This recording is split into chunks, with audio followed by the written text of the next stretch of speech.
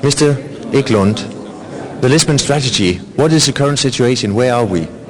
It's not too good, to be honest. It's being revamped, which is a good thing. It was much too large, much too fragmented.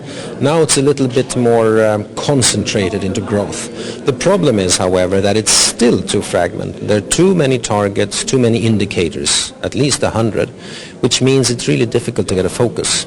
Second problem is that most of these issues, most of this decision have to be taken on the national level, and we know that very few national politicians and governments actually push for growth in Europe these days. There seems to be no strategy on the national level for pan-European growth.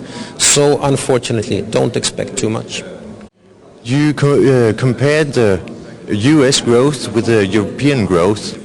What does that look like? Oh, it looks pretty bad. I mean, obviously, if you look at core Europe today, continental Europe, the potential growth rate of the Eurozone probably is about 1.5%, at the most 2%. US is 3.5%, although the US is on steroids at the moment to expansionary policy. It will mean the US will slow down, but nonetheless, long term, the US is growing much more rapidly than Europe. How can we take advantage of these new EU members in the Baltic Sea region? I think if you look at the countries surrounding the Baltic Seas, we have many things going for us. We have possibilities of complementarity when it comes to wages and skills.